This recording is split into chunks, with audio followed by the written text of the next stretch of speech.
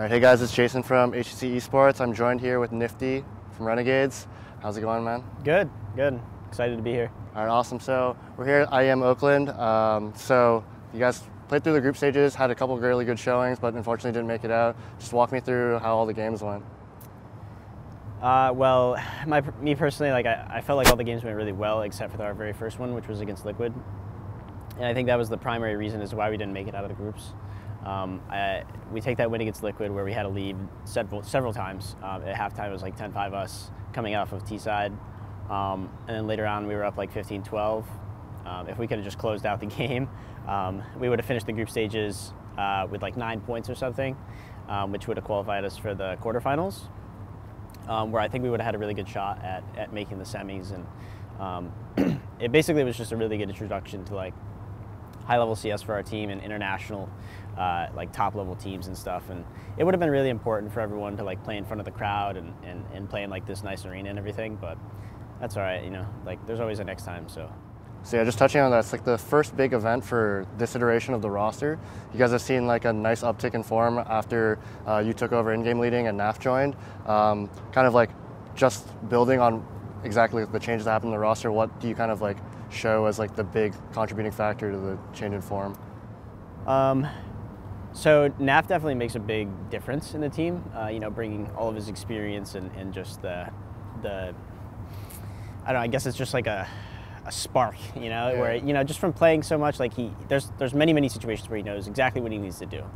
And me just being able to like feed off of that, and I've just been getting better at in-game leading, kind of seeing the game in different ways, and trying to use my players differently and use our team to our strengths, especially without not too much time to practice in the last month or so. So I think just kind of all of that coming together and everyone just kind of enjoying themselves and we're doing well. I just think it came very easily, and we had a lot of fun doing it. So touching on you in-game leading, obviously haven't been playing like for a team like the caliber of Renegades for that long. I don't know if you in-game lead in the past, but how exactly that happened and how have you found it? Yeah, so when I was actually on Selfless, I in-game led for maybe 3 or 4 months or so, but it really, I guess it was just an introduction for me, but I mean, I wasn't really any good back then. You know, I still felt very amateur.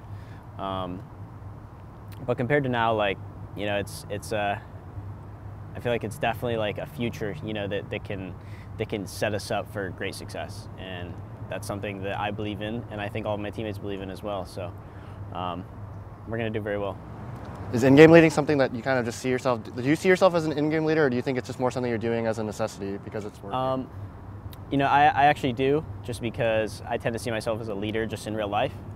I just kind of have the attributes to be a leader, so it kind of just comes naturally. And in the times in the past, even though I haven't played for like great teams, you know, with like great leaders and stuff like that, like I never really experienced playing underneath them. It's all the leaders that I had played with. It just kind of felt like, you know, I don't know, it's really hard for me to do this, right? Like, I think that I can do, not necessarily like I think I can do a better job. I mean, kind of, it's just, I don't know, it's just what works best for me. You know, it kind of helps me, especially in my opping role as well, because I can kind of form the rounds around my op as well, like much easily. So just going back, not just in-game leading, a lot of people have seen like a huge upturn in your form and kind of seeing you, you know, like your rise and the possibility of you becoming like the star player. And a lot of it's been coming with the recent form of Renegades. What do you kind of attribute to kind of the rise of your success, given, you know, your relatively short experience in Counter-Strike? I give it to just the mentality. You just have to stay in a certain mentality and stay composed and just kind of always believe and just know that you're going the right way, you know? And if you just stick to that and you kind of have everyone around you believe that as well, then I think you're always going to be at your highest form, even if not like actually in the game, but mentally, and keeping everyone else in it as well. And also when it comes to the star player thing, I really truly believe that every single person on our team is a star player and can have a star performance, which is what I absolutely love. And it makes it so easy for me to be able to call games, you know? It's like, because I know that JKS and Azza and Ustillo and NAF, they can all just drop 30+ kills, you know, and just make these crazy plays and have amazing games and make smart decisions, you know, and I love knowing that I have that on my team because there's so many things I can do with it. So touching on your teammates, obviously you're on North American roster before. Now you're on what is in many respects an Australian roster. You just played the Asian minor. Like how is it? What's the difference really? Like how do you feel like? What are the major difference playing with like North American players versus playing with Australian players? It's funny because I had always told like people closer around me that I don't really enjoy playing with North American players that much. I mean. I kind of always said that while I was even playing on North American teams, and I was just like, man, it would be something else to play on like a different team. It'd be so exciting, it'd be a nice adventure. And here I am. I found myself on a team with Australians and one Canadian, which he's North American, but whatever. It's just it's a whole lot of fun, man. Like I the thing about North American players for me is it's just. I mean, there's a lot of them that really do have like good mentality and they're great players and like just up and coming and super fun to play with. And I hear great things about many players and I hear, other things about other players, but I don't really care about that stuff. I don't know. It's just, if I'm playing the game, I want to be playing with people with the same goals that I have. And we all want to be heading to a similar place. All right, so just touching on that, like you obviously just played in the Asian minor. There's obviously been a lot of conversations about Counter-Strike in Asia.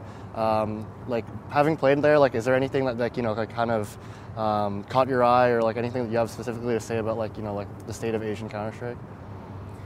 I still think it's a baby right now. I think that it has a lot of time to grow, and I think it will become something really, really big. I mean, there's already really good talent over there that's even been around for 10 plus years and stuff. So, I think those guys should be the leaders, and they essentially already are. But I really hope that there's like many players over there that are young and trying to get into it, and actually want to make something out of CS. So, I think they're a little far off at the moment, but it won't take them long, as long as we do have those numbers coming out of Asia. So, but as far as like Asian tournaments, I think they're all right. It kind of depends on who runs them. Obviously, the language barrier makes it a little bit tough. I mean, you got to have translators and stuff like that. So, yeah, I don't mind. It's all right. Obviously, so just like going back on, you guys have obviously had a lot of success in the past couple, like let's say the past month or so, like with NAF joining, and a lot of people have been kind of saying that you guys are now contenders, and you guys can push, to compete like at an even higher stake on an international level. Do you think that? I mean, obviously, like you already touched on it a bit, but where do you think you guys can go? Like where's your play now, and how much higher, or how much better do you think you guys can get?